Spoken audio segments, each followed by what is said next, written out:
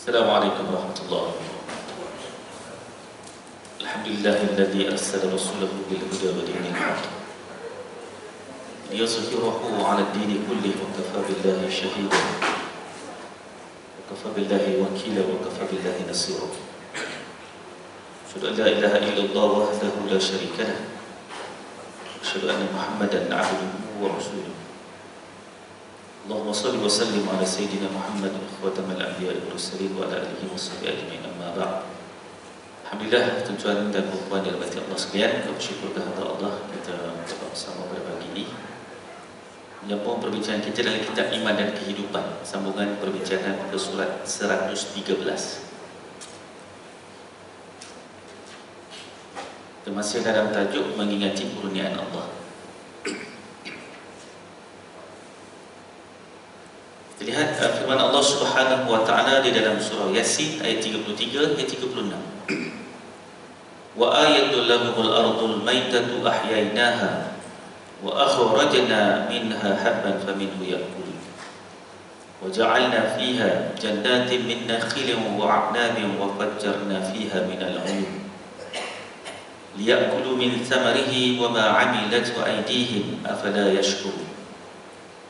Subhanalladzi khalaqal azwaja kullaha mimma tunbitul ardu wa min anfusihim wa mimma la ya'lamun.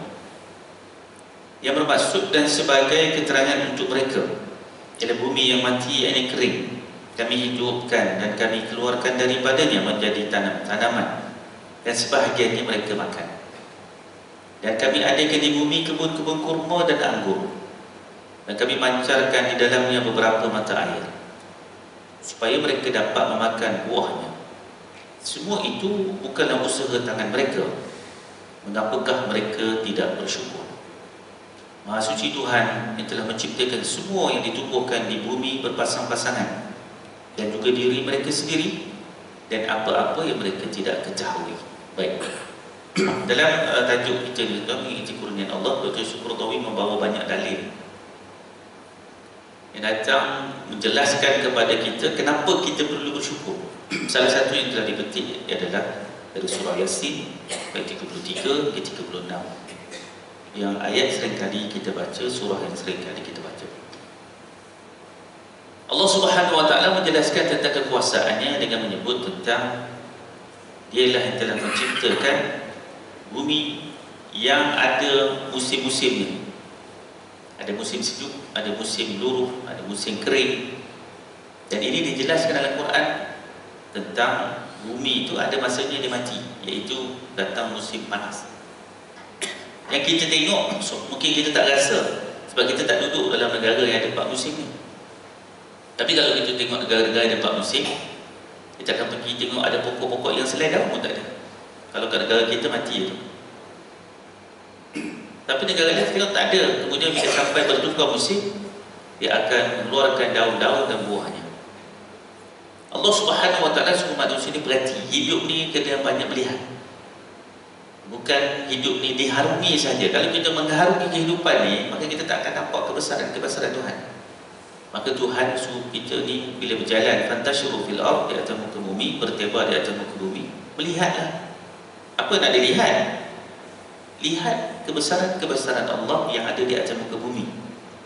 Antara yang disebut di sini ialah rumput-rumput yang kering, pokok-pokok yang kita nampak macam mati. Bila sampai masanya Tuhan kata kami hidupkan mereka kembali dan menghasilkan buah-buahan, yang mana dari buah-buahan itu ataupun biji-biji itu sebahagian besarnya kita makan. Buah-buahannya kita makan. Dulu kita ingat mati, tapi bayangkan dia hidup dan memberikan nikmat kepada manusia. Kemudian Allah Subhanahu wa taala menyebut tentang kami adakan di bumi kebun-kebun kurma dan anggur. Jadi ayat ini melihat kepada konteks diturunkan kepada masyarakat Arab yang mereka hidup dengan pertanian. Dan pada waktu itu, siapa yang mempunyai ladang-ladang kurma yang besar, mereka adalah kira orang yang kaya. Dan begitu juga mereka yang ada ladang-ladang anggur. Banyak pokok lain, tapi Tuhan bagi 2 contoh. Pokok kurma, pokok dia bagaimana? Pokok yang besar, yang tegak, Kalau kat sini nampak macam pokok sawit lah kan?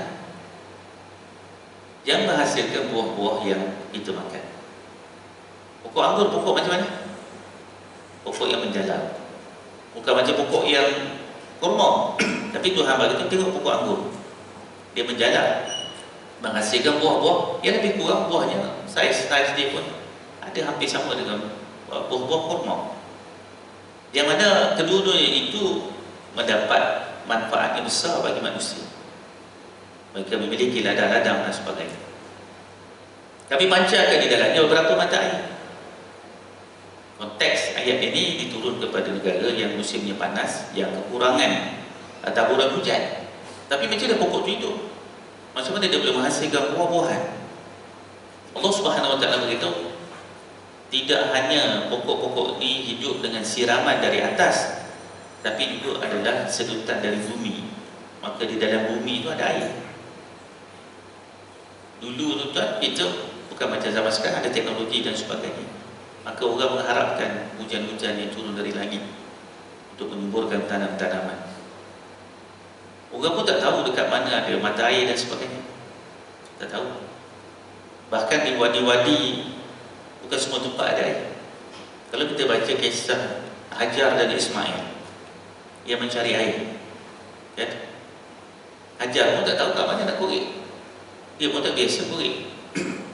Berlari-lari mencari sumber air. Namun Allah Subhanahu Wa Taala mentakdirkan di tempat diletakkan Ismail AS itulah adanya air. Hajar pun tak tahu. Dalam hadis Bukhari, macam mana air itu datang? Kita biasa dengar dalam sejarah, dia kata hentakkan kaki Ismail. Tapi dalam hadis Bukhari dia kata datangnya Jibril AS membenamkan sayapnya di tempat diletakkan Ismail. Itu dalam hadis disebut bagaimana? Jibril datang, sayapnya dibenamkan, sehinggalah tempat Ismail itu terpancar air keluar. Jadi maksudnya dalam bumi ni ada air, dan air daripada bumi itu menyebabkan pohon-pohon kurma, anggur dan sebagainya itu dapat menghasilkan buah-buahan, dapat menghasilkan keuntungan bagi manusia.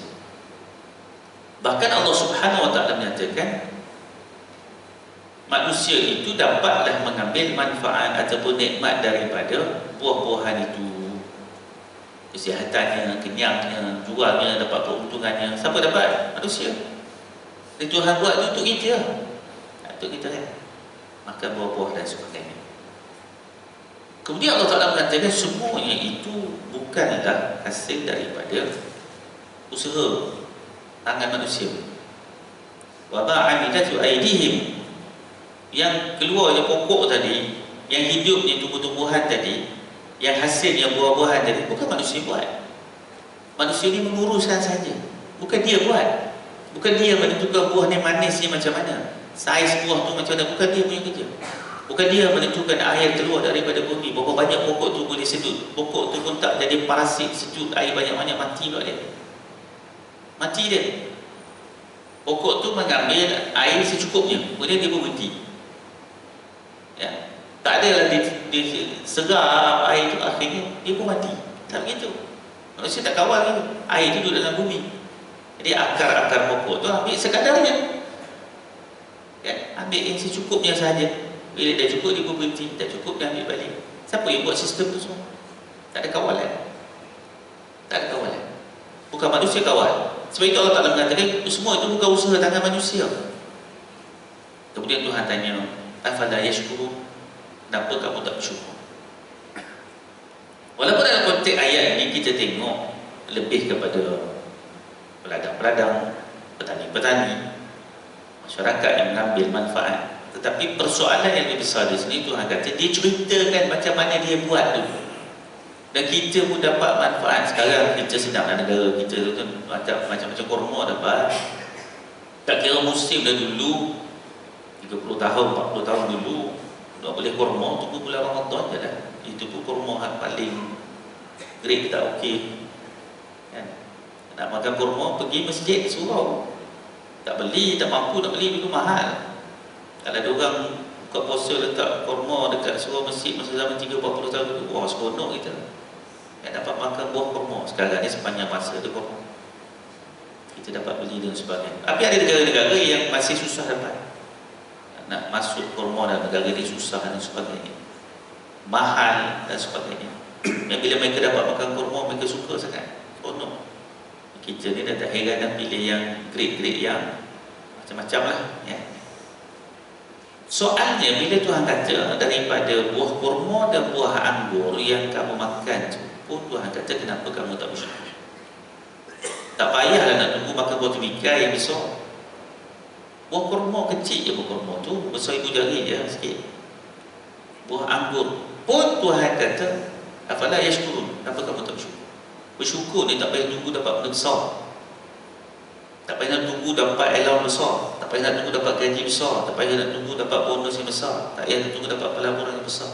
Buah kurma, buah anggur makan tu pun Tuhan tuntut kita bersyukur. Yang tu pun Tuhan tuntut. Jadi kita jangan nak tunggu nak dapat orang panggil durian runtuh baru nak bersyukur, nak dapat benda yang besar-besar baru nak bersyukur. Tak. Kurma anggur je, kecil je buah ni. Itu pun Tuhan kata, kamu tahu tak yang kamu makan tu datang dari mana? Bukan kamu usahakan. Manisnya, sedapnya, lemaknya, itu bukan kamu buat. Kamu tak buat apa-apa perisa pun. Bahkan air itu pun datang daripada bumi, tak payah kamu nak siram pun. Jadi dari penciptaan Allah Subhanahu Wa Taala itu, Tuhan menuntut kepada kita untuk bersyukur. Jadi jangan kita ambil ringan bahawa kita hanya bersyukur kepada benda-benda besar. Kemudian Allah Ta'ala menyatakan Maha Suci Tuhan yang telah menciptakan semua yang ditumbuhkan di bumi berpasang-pasangan. Jadi Allah Ta'ala beritahu kat bumi ni Tuhan tumbuhkan pokok-pokok dan sebagainya itu ada pasangan dia, ya, pokok jantan, pokok betina dan sebagainya. Kita tak tahu. Peringkat dulu mana orang tahu? Hanya orang yang pakar dalam bidang tu saja yang boleh cap. Orang awam mana tahu? Tapi Quran beritahu berpasang-pasangan. Ada pokok jantan, ada pokok betina, ada berlaku penumbuhan dan sebagainya. Itu telah dicerita dalam Quran. Dan juga diri mereka, iaitu manusia. Manusia pun Tuhan kata dia ciptakan berpasang-pasangan. Daripada pasangan itu maka lahir zuriat dan keturunan. Kita sendiri pun Adam AS dan Hawa diciptakan oleh Allah Subhanahu Wa Taala berpasang-pasangan. Itu sistem yang Tuhan buat, bukan kita buat. Kita tak buat sistem tu, Allah yang buat. Lahir daripada perut ibu itu pasangan yang berbeza, anak lelaki dan perempuan. Lahir daripada perut mak tu je lah. Tapi keluar ada lelaki dan perempuan. Mak tu ke yang buat lelaki dan perempuan tu? Bukan. Allah Ta'ala mengatakan dialah yang menciptakan manusia itu berpasang-pasangan. Kalau dah ibu ataupun bapa tu sendiri yang mengaturkan bagaimana lahir lelaki dan perempuan, tentulah dia boleh kawal zuriat keturunan dia. Tahun ni kita ambil 2 lelaki lah, tahun depan 2 perempuan. Tak ada. Tuhan yang tentukan, ya, Tuhan tentukan lelaki dan perempuan. Dan apa-apa yang mereka tidak ketahui, apa benda. Jadi Tuhan kata tumbuh-tumbuhan, Tuhan kata manusia. Dan ada lagi benda-benda yang Tuhan ciptakan berpasang-pasangan yang mereka tak tahu. Apa benda? Virus, bakteria yang manusia tak nampak. Mana kita nampak pun ada pasangan dia juga. Kuman ada pasangan dia juga. Kita tak nampak mata kasar kita, ya. Yang Tuhan ciptakan di bumi berpasang-pasangan, kita tak tahu. Dan mereka pun membiak macam kita juga. Kuman-kuman pun membiak juga, bakteria pun membiak juga. Maka Tuhan beritahu ada jin pun membiak juga.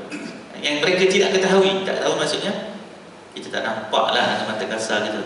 Tak nampak. Nampak macam mana? Nampak dengan ilmu, kan? Bila nampak dia dengan ilmu. Baik. Kita tengok surah Yasin lagi ayat 71 73.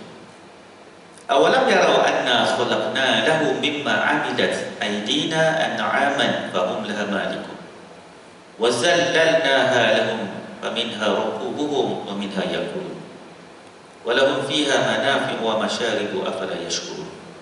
Tidakkah mereka melihat bahawa kami telah menciptakan untuk mereka sebahagian dari yang diusahakan oleh tangan-tangan mereka, tangan-tangan kami, iaitu binatang ternak, lalu mereka menjadi pemiliknya.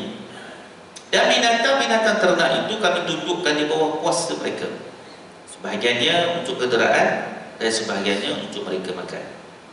Dan mereka memperoleh daripadanya beberapa manfaat dan minuman. Mengapakah mereka tidak bersyukur? Masih dalam surah Yasin lagi, dan Tuhan conclude kepada penciptaannya ini dengan satu lagi persoalan, afala yashkurun, kenapa kamu tidak bersyukur? Ayat ini Tuhan sebut awalam yarau, tidakkah mereka melihat? Melihat maksud di sini ada dua, saya dah sebut banyak kali. Yang pertama melihat dengan mata kasar, yang kedua melihat dengan ilmu pengetahuan. Pun dah dipanggil awalam yarau, tidak kamu melihat. Ada benda kita lihat dengan mata kasar, bulan, bintang, matahari, kita nampak mata kasar. Tapi kita tak dapat lihat planet-planet lain dengan mata kasar. Tak nampak gitu. Kita dapat lihat langit, tapi kita tak dapat lihat lapisan-lapisan langit. Dapat lihat bumi, tapi tak dapat lihat lapisan-lapisan bumi. Kita boleh tengok laut, tapi kita tak tahu tentang lapisan-lapisan laut. Itu melainkan kita tahu dengan ilmu pengetahuan. Jadi ayat yang biasa kita jumpa dalam Quran, bila dia datang dengan kalimat awalam yarau, tidakkah kamu melihat, maka ada dua lah. Lihat dengan mata kasar, lihat dengan ilmu pengetahuan. Lihat apa? Tuhan kata kami menciptakan untuk mereka. Tuhan yang menciptakan. Anna khalaqna lahum, apa yang Tuhan cipta? Mimma amilat aidina, iaitu sebahagian yang diusahakan oleh tangan kami, kuasa Tuhan. Allah Ta'ala kata dia yang buat, manusia tak boleh buat. Ini manusia tak boleh buat, ini Allah yang buat. Apa dia? An'aman fahum laha malikun, iaitu binatang-binatang ternak. Tuhan berkata binatang-binatang ternak, al-an'am, binatang ternak yang Tuhan ciptakan untuk manusia menjadi pemiliknya. Jadi binatang ni ada dua, ada binatang ternak, ada binatang liar. Binatang ternak Tuhan kata dia ciptakan, kita boleh jadi pemilik. Jadi maksudnya apa? Maksudnya kita boleh claim binatang tu kita punya. Kambing, unta, kuda, keledai, ya, lembu, ayam, itik. Kita boleh claim ini kambing saya, ini unta saya, ini lembu saya. Tapi burung merpati yang berterbangan itu tak boleh bagi tahu itu saya punya. Tu burung merpati yang terbang itu kita, itu saya punya, jangan sama-sama ambil. Boleh kita claim kita punya? Tak boleh. Sebab apa? Dia bukan al-an'am, bukan binatang ternak. Tak boleh kita claim. Ya. Pergi dekat Taman Tasik Nilai, ada burung merpati banyak, burung merpati banyak. Boleh siapa-siapa claim itu dia punya? Tak boleh. Bukan dia punya, walaupun dia hari-hari datang bagi makan. Ini saya punya, kata itu bukan al-an'am, bukan binatang ternak. Ya. Tadi saya tengok satu video klip di sebuah negara. Mereka menghadapi masalah, iaitu jumlah burung merpati yang terlalu banyak. Jadi peladang-peladang situ mereka ada buat tanaman dan mereka juga ada bela kambing. Jadi burung merpati ni dia kata dia cepat membiak. Jadi bila dia taburkan benih untuk tanam, gandum dan sebagainya, maka burung merpati ni akan datang makan. Tak sempat nak tanam. Yang kedua, dia kata burung merpati ni sebab dah terlalu banyak makan benih-benih dan dia pun berak dan sebagainya, menyebabkan kambing-kambing ni mendapat penyakit. Jadi bukannya nak buat, jadi mereka pun buat perangkap nak tangkap burung merpati ni yang banyaknya untuk dimusnahkan. Sebab tak boleh kawal, terlalu banyak sangat. Sebab apa? Dia binatang liar. Bahkan kalau tuan-tuan pergi ke Mekah, tuan-tuan tengok merpati terlalu banyak dah. Dah terlalu banyak dah. Tak mana-mana ada burung merpati. Orang nak pergi sembahyang pun burung merpati tu berak kena jumpa habis semua. Kan? Habis baru ni saya jumpa dia tu, Ustaz, saya baru keluar Ustaz dengan isteri berjalan, lepuk jatuh hati baru, meracik kena pula, telekung isteri saya, nak balik jauh lah pula. Jadi nasib baiklah, dia kata dalam jubah tu dia ada pakai t-shirt. Jadi buka dah jubah tu, isteri dia pun buka tudung, dapat dia pakai buka telekung, kat dalam dia ada tudung yang rapuh sikit. Nak balik tak ada, nak masuk balik. Sebab apa? Terlalu banyak. Ya, terlalu banyak. Jadi masa saya pergi haji itu dah ada dah, orang dah bunyi-bunyi dah. Kerajaan Saudi ni dia tak ada kawalan kan. Burung merpati dia terlalu banyak sangat dah sekarang ni. Mereka tak fikir ke bahawa kena buat sesuatu. Jadi saya pun tak tahu ni. Orang pun tanya, kita pun tak ada jawab. Kita bukan tahu apa urusan kerajaan dia untuk mengurangkan masalah-masalah burung yang terlalu banyak, sebab semua orang datang, semua bagi makan. Beli je kan, apa ni, orang duk jual tu RM1 lagi, RM1, haji pun beli, hajah pun beli. Beli tabur burung pun tak terlalu banyak. Jadi itu bukan binatang ternak alam. Jadi Tuhan sebut di sini apa dia? Binatang ternak tu boleh jadi pemiliknya. Jadi orang boleh claim lembu kambing untuk ni saya punya, dan dia mestilah membayar zakat. Sebab dia punya. Dan kalau berlaku sesuatu yang menyebabkan kerugian kepada orang lain, maka dia hendaklah dibertanggungjawabkan. Baca kisah Nabi Daud. Ingat kisah Nabi Daud, Nabi Sulaiman. Nanti baca. Tak baca? Baca buku Sahih pertama tu, Cabaran Dakwah 25 Rasul. Yang menyelesaikan masalah kambing tu masuk makan tanaman dia. Tak ada nak buat. Jadi kan kisah tu cerita, dia tanya siapa pemiliknya tu. Pemilik tu mesti dipertanggungjawabkan. Sebab binatang tu milik dia. Kita dia kata, kambing, unta, lembu ni Tuhan buat lah, bukan kau buat. Ada. Dalam ayat ni Tuhan kata memang dia buat, tetapi manusia boleh jadi pemilik dia. Tapi binatang-binatang liar, tak boleh kita claim kita punya. Tak boleh. Yang ni kita boleh claim kita punya binatang ternak, dan kita kena bayar zakat kalau sampai cukup nisab, cukup haulnya, dan kita juga mesti bertanggungjawab terhadap binatang-binatang tersebut. Kucing ni alat apa? Binatang ternak tak masuk lah. Binatang ternak ni kena bayar zakat, cukup haul ni. Belalah kucing banyak-banyak pun, Haji Rasulullah bela 100 ekor kucing, tak ada zakat. Kalau dia nak bela kan, kucing Parsi, kucing tu, saya kena bayar zakat? Tak ada. Dia tidak termasuk al-an'am. Dia pets. Pets ni lain, dia bukan al-an'am. Tapi bela 100 ekor kambing, 200 ekor kambing, 300 ekor kambing, dan kira cukup kena bayar zakat. Itu beza dia. Binatang liar, ada 100 ekor harimau dia bela, kena bayar zakat kan? Bukan binatang al-an'am. Tidak jenuh zoo negara tu nak bayar zakat, dia pun tak cukup duit untuk minta derma nak bagi makan harimau kan. Zoo negara tu tak cukup duit nak menguruskan haiwan-haiwan, bagi makan bersih dan sebagainya, tak cukup duit. Saya pun hari itu dimaklumkan sahih atau saya tak tahu lah, tuan-tuan kena cek lah. Kata daging-daging yang tidak halal yang ditahan masuk negara kita tu. Tapi daging tu dia buat apa? Kalau nak dilupus kan, lagi hantar ke zoo. Daging-daging itu dikuatiri tidak halal, bercampur tidak halal, nak ditahan. Sampai di tu akhirnya nak buat apa daging tu, nak pergi buang mana? Maka dia kata mereka hantar dekat zoo, bagi harimau makan dan sebagainya. Harimau dia tak tanyalah halal ke tak halal. Okay. Tak ada dia tanya, makan bagi dia orang. Baik, kemudian Tuhan tanya, Tuhan bagi tahu kamu boleh jadi pemilik. Jadi kamu bila jadi pemilik, kamu boleh ambil manfaat daripadanya. Kemudian Tuhan kata, dan binatang ternak itu kami duduk di bawah kuasa mereka. Maksudnya binatang itu boleh dijinakkan. Binatang ternak boleh dijinakkan. Seperti unta, suruh dia duduk, suruh dia bangun. Letak barang atas dia tak ada rasa janggal. Kamu boleh jinakkan, boleh dengar kata, boleh ditunggang dan sebagainya. Jadi binatang itu dia kata kamu itu boleh ditundukkan dengan kuasa mereka. Kuasa maknanya orang pandai menjinakkan. Kuda boleh ditunggang dan sebagainya. Maka itu tidaklah dipanggil satu bentuk yang pelik. Manusia pandai, dia menguasai, dia boleh jinakkan. Dia boleh jinakkan kambing dia dan sebagainya. Dia panggil balik, dia boleh balik dan sebagainya. Kerbau, lembu, kambing dan sebagainya, unta dan sebagainya. Sebahagian itu kenderaan. Baik, jadi Allah Subhanahu Wa Taala sebut di dalil ini penting kan? Dalil ini penting bila nanti kita tentu berdepan dengan orang-orang yang mengatakan penganiayaan terhadap haiwan. Letak barang atas keldai, letak barang atas unta, letak barang atas kuda ataupun kereta lembu dan sebagainya. Ada pecinta haiwan kata itu adalah kezaliman terhadap haiwan.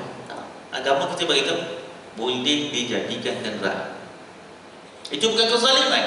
Jadi binatang itu yang pada adatnya pada waktu ayat ini turun, unta, keldai, kuda, pada waktu itu adatnya yang dijadikan sebagai kenderaan bukanlah satu bentuk kezaliman terhadap haiwan. Tuan-tuan dalam hati Allah sekalian, cuba tuan-tuan tengok ayat ni. Benda macam ni pun Tuhan nak cerita. Kita tuan-tuan baca ayat ni tak rasa apa-apa sebab kita tak terlibat dengan dunia tu. Kita naik kereta, naik motosikal, Haji Umar naik motor elektrik, habis bateri sangkut dia tengah jalan. Dia jangan buah habis bateri, motor tu habis bateri tak apa, jangan telefon habis bateri, memang sangkut lah. Tak ada nak minta pertolongan. Ini cerita zaman yang Tuhan bagi tahu ketika orang mula tak memikirkan penganiayaan terhadap kuda dia bawa barang.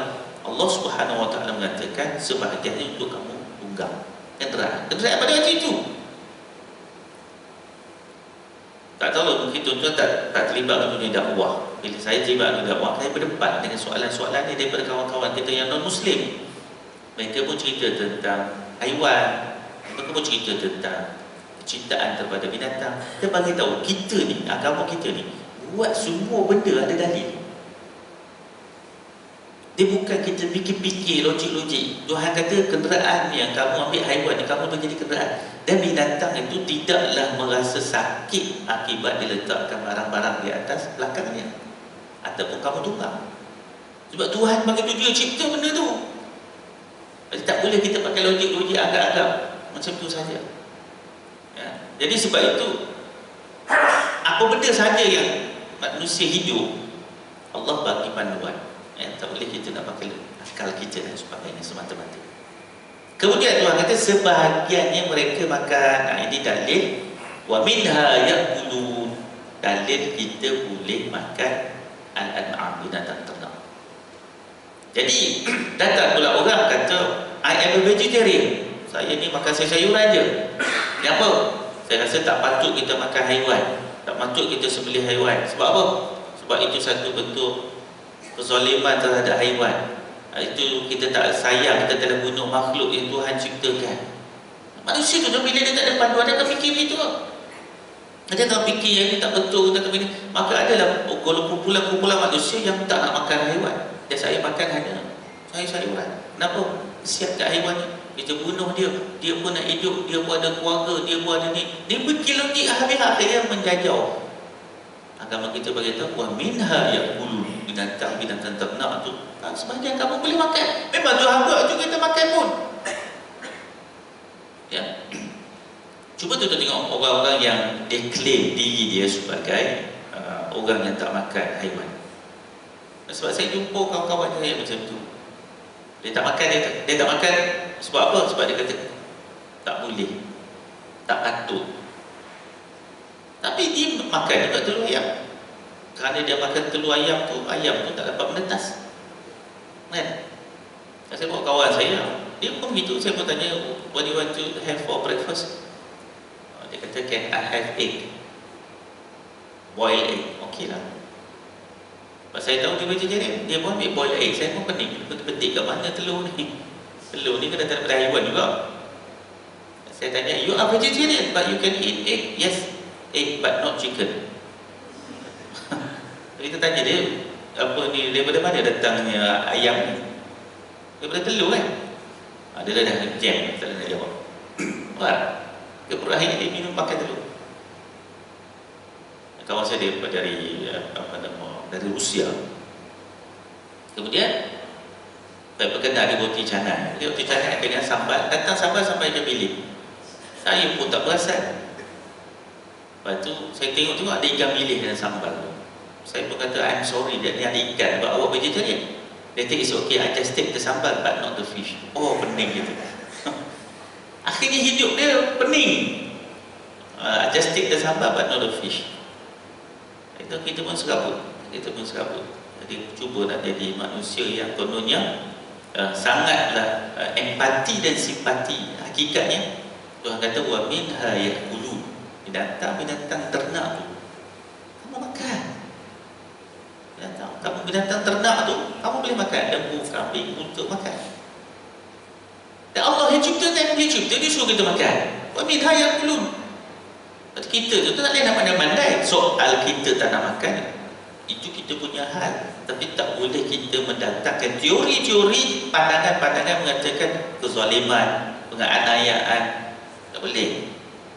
Tak boleh kita nak kita sebab apa? Sebab kita hidup ada panduan. Kalau tuan-tuan boleh faham ayat-ayat ni, kalau tuan-tuan bersembang dengan kawan-kawan kita non-Muslim, seronok kan? Seronok. Sebab kita boleh tunjuk bahawa kita hidup semua dengan panduan, bukan dengan akal. Dan mereka beroleh daripadanya beberapa manfaat, walaupun fiha manafi'. Daripada haiwan tadi, selain daripada boleh tunggang, bawa barang, jadi kenderaan, boleh makan, ada lagi manfaatnya. Apa manfaatnya? Apa manfaat binatang-binatang ternak? Ya. Nanti kita tengok dalam ayat lain dia sebut apa? Kamu akan rasa seronok melihat apabila melepaskannya mereka keluar makan. Ya, kalau kat kampung kan, kat kampung dulu kalau orang melitik melitik. Dia buka kan, nanti dia lepas itik tu, tengok itik tu meneru lari kan. Seronok tengok. Tuan kata seronok mata melihat. Lari itik ramai tu ikut ketua dia pergi main air. Ya. Seronok tengok dia menyelam, tengok seronok dia. Lepas tu panggil balik semua. Dia tak tahu tengok jam. Kita lah tuan dia. Balik, kat maghrib, balik. Pandai pula itik tu daripada tuan itik. Tuan itik tak balik lagi. Itik dah masuk kandang, tuan itik belum balik lagi, dah maghrib lagi. Tuan itik masih lagi dekat kandang. Ya. Seronok. Jadi tuan kata manusia ni memang macam tu. Dia bila dia tengok haiwan, anak-anak khususnya binatang-binatang macam ni, dia mendapat keseronokan. Ya. Kambing-kambing berlari, anak-anak kambing melompat-lompat dan sebagainya, dia lepas makan rumput. Kemudian dia dah kenyang, dia tidur. Kemudian tengok dia minum susu mak dia, rebut-rebut minum susu. Itu semua pemandangan yang menyebabkan manusia mendapat ketenangan. Orang sekarang panggil healing. Sebab tu orang sekarang pun satu hal di mana pergi tengok haiwan kan, pergi zoo, bawa cucu tengok burung, tengok ni, tengok apa sah, dapat healing. Bayar mahal tu, bayar nak kita tengok binatang. Tiket tu, kalau belakang Port-Dickson tu, belakang Politeknik Port-Dickson tu ada kan, dia tengok burung tu mahal bayar. Saya pun mesti tengok ya, kat sekolah dia tu, bawa budak-budak pergi masuk tengok burung tu. So tengok tu, dia dapat lihat orang seronok tengok haiwan ni. Tengok dia makan, bagi dia makan. Ini semua Tuhan kata kegembiraan. Ada orang dia beli arnab, bagi arnab makan, arnab tak pernah berhenti makan. Sambil pejam mata pun makan juga. Banyak makan. Tetapi itu semua memberikan kepada manusia ketenangan. Itu dalam ayat lain Tuhan sebut. Ketika binatang-binatang itu dihambat keluar, hambat balik, mereka kembali. Dia dengar cakap Tuhan dia faham lah tu.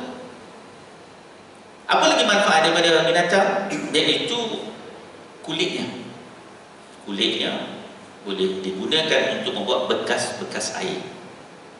Pada zaman dulu kulit dah tuan-tuan, mana ada Tupperware. Satu hari Nabi SAW berjalan dengan para sahabatnya. Nabi tengok ada bangkai seekor kambing. Kemudian Nabi kata, kenapa kamu tak ambil kulit dia? Sahabat waktu itu tuan-tuan ingatkan, semua haram bila bangkai, semua haram. Tak, Nabi kata diharamkan ke atas kamu dagingnya. Daging tu tak boleh makan, tapi kulit dia boleh ambil. Jadi sahabat baru faham, oh yang diharamkan memakan bangkai yang mati, daging bangkai tanpa disembelih tu. Kulit boleh ambil, buat bekas basuh, buat bekas untuk simpan air. Dulu guna kulit dah nak simpan bekas air, bawa air, nak musafir.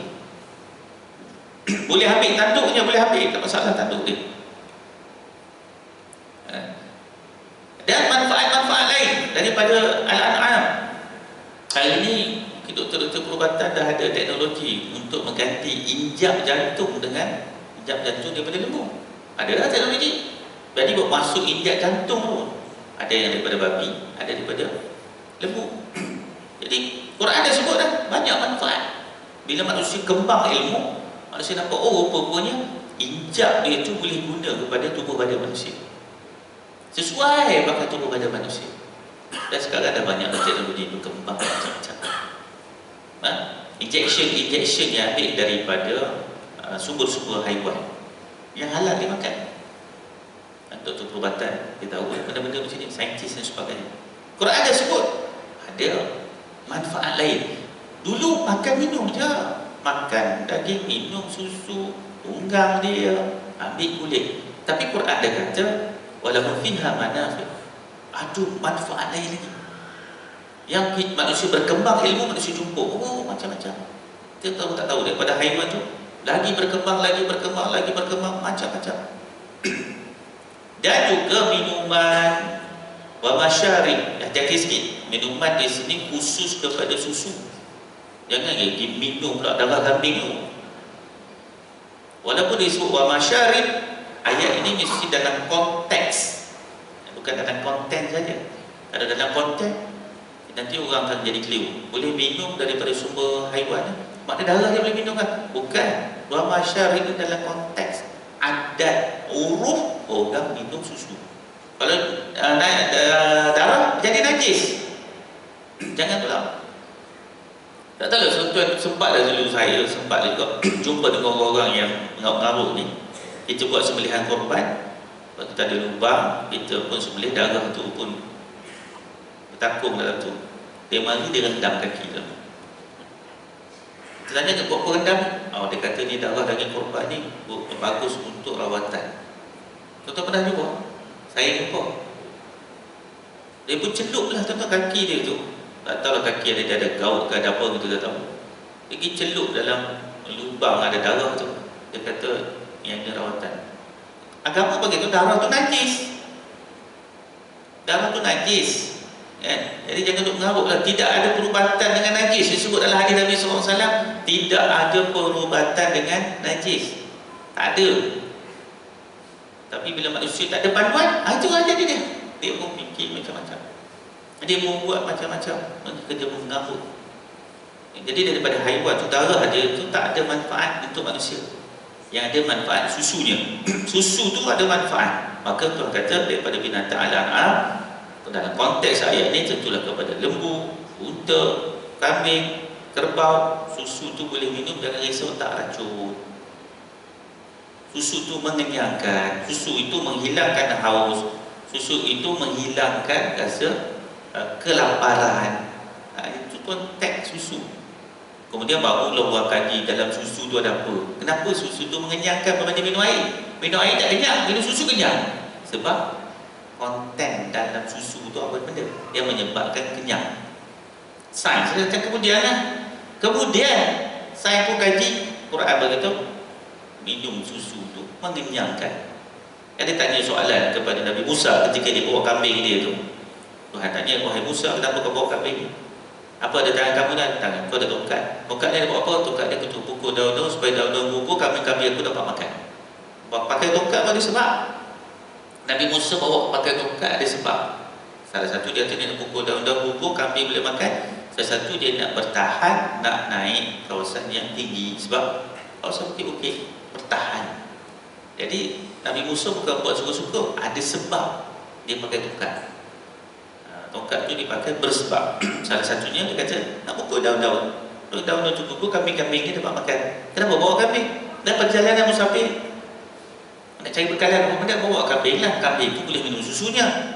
Ya, jadi hilanglah haus, dapatlah kenyang. Kambing itu dapatlah juga disembelih untuk dijadikan makanan.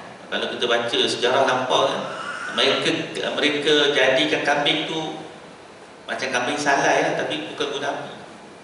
Sebab mana ada pengawet, tak ada pengawet, jadi dibakar tu ataupun dijemur sampai kering tu, sebab nanti baru masak. Sebab zaman tu tak ada pengawet tak ada. Bukan air batu boleh simpan bawa dalam ice box dan sebagainya, tak ada. Jadi kering dibawa. Kemudian Tuhan tanya, mengapakah mereka tidak bersyukur? Afala yashkurun. Sekali lagi gariskan ayat itu. Afala yashkurun. Dalam ayat 33-36 Tuhan cerita dan Tuhan sebut, tanya soalan lagi, afala yashkurun. Dalam surah Yasin ayat 71-73 Tuhan tanya lagi, afala yashkurun. Kenapa tak bersyukur setelah kamu dapat nikmat-nikmat daripada Tuhan? Jadi tuan-tuan, dalam konteks ayat ini, tadi Tuhan cerita tentang tanam-tanaman, Tuhan cerita tentang kebun-kebun kurma dan anggur, Tuhan cerita pada kita makan buah-buahnya. Dan Tuhan bagi itu bukan kamu yang buat pokok-pokok tu, bukan kamu yang mengalirkan air daripada bumi. Dan kemudian Tuhan ceritakan tentang bumi ini, tumbuh-tumbuhan itu ada pasangan, manusia itu ada pasangan, dan banyak benda lagi yang kamu tak tahu yang berpasang-pasangan. Kemudian dalam surah Yasin 71-73 Tuhan cerita tentang binatang, ternak. Dan Tuhan ceritakan bahawa binatang itu bukan kamu buat, bukan kamu ciptakan. Ya, dan Tuhan pun bagi tahu lagi bahawa binatang itu kamu boleh miliki, aku bagi pada kamu peluang, kamu boleh ambil hak dia, kamu boleh claim itu binatang kamu. Bila binatang kamu tu cukup haul, kamu kena bayar zakat. Dan binatang tu pula kamu boleh tunggang dia, kamu boleh latih dia. Tidak seperti binatang liar. Binatang liar dia mungkin peringkat awal dia dengar, lama-lama dia pun tak dengar kata dah.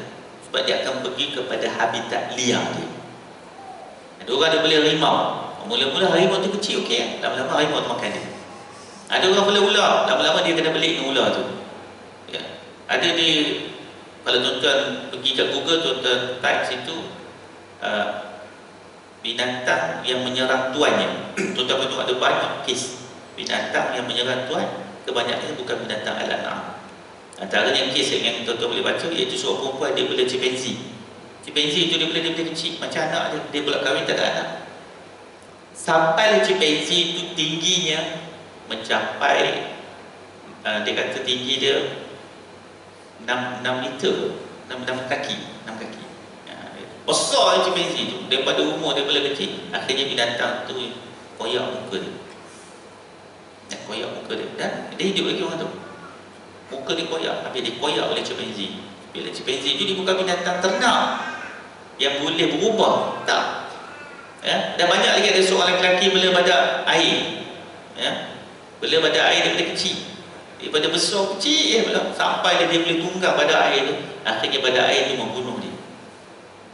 Sebab Quran datang beritahu tentang binatang al-an'am saja kamu boleh jinakkan, selamat. Tak nafikan ada juga binatang-binatang, tapi urufnya, adatnya, kambing, unta tu, urufnya insya-Allah tak masalah. Kecuali ada 1, 2, 3 kes lah. Tapi uruf adatnya. Mungkin orang kata ada juga orang beli harimau apa semua, harimau tu okey, baik dan sebagainya. Ia tak nafi, tapi uruf adat. Arab biasa kata, kalau tunjuk sejarah-sejarah lampau, orang Arab tu bela singa. Bela singa sebagainya. Atau tengok raja-raja Arab tu, singa tu duduk dalam istana, dia boleh harap singa tu makan kawan tu.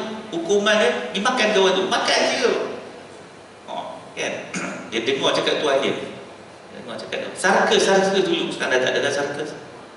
Zaman-zaman dulu sempat pergi tengok sarkas. Tak ada sarkas sebab orang lawan, orang menentang. Sekarang apa? Penayaan pada binatang. Tak ada dah. Bisnes sarkas jangan siapa-siapa nak buat. Tak ada dah. Memang kau pelaku penentangan seluruh dunia. Kerja dulu pergi tengok sarkas. Dia tengok sarkas, nampak tengok suka tengok binatang, tapi bahaya. Islam pun kata itu bukan binatang-binatang boleh ternak dan mereka boleh bertindak di luar daripada kawalan. Sebab kita baca benda-benda ni, tengok agama kita ni semua ada panduan. Cuma poin yang besar Tuhan sebut di sini, semua yang dia bagi kat kita, sama ada tanah-tanaman, binatang, ternak dan sebagainya, Tuhan menuntut kita mensyukurinya. Saya kira dia makan duri, makan daging ayam, makan daging kambing, makan daging lembu, syukurlah kepada Allah. Afala yashkurun. Seperti mana yang diingatkan oleh Abu Bakar As-Siddiq radhiyallahu anhu kepada cucu Nabi sallallahu alaihi wasallam, ya, Usamah bin Zaid, jika kamu nak makan, bacalah bismillah. Ya, pesan untuk pergi perang, jika kamu nak makan, bacalah bismillah. Jadi maknanya bersyukurlah kepada Tuhan setiap benda yang kita masukkan ke dalam tubuh badan kita, makanan-makanan yang menyihatkan ataupun yang menyegarkan kita tu, dituntut untuk kita bersyukurnya. Dalam konteks ni dia sebut buah kurma, konteks buah anggur, konteks binatang-binatang ternak, sama je maksudnya. Secara kesimpulannya, setiap benda yang kita ambil daripada Allah Subhanahu Wa Taala mesti kita syukuri. Baik, tentu kita cukuplah tu 2 ayat. InsyaAllah kita tengok ayat yang lain nanti, surah Al-Qasas pada kuliah akan datang. Ada banyak lagi ayat Quran yang kita akan tengok satu demi satu yang telah disusun oleh Dr. Yusuf Qardawi, supaya manusia nampak kenapakah kita perlu mensyukuri nikmat Allah Subhanahu Wa Taala. InsyaAllah kita berhenti di situ. Wabillahi taufiq wal hidayah. Assalamualaikum warahmatullahi wabarakatuh. Subhanakallah wa bihamdika, asyhadu an la ilaha illa anta, astaghfiruka wa atubu ilaik. Bismillahirrahmanirrahim. fi khus'il ladina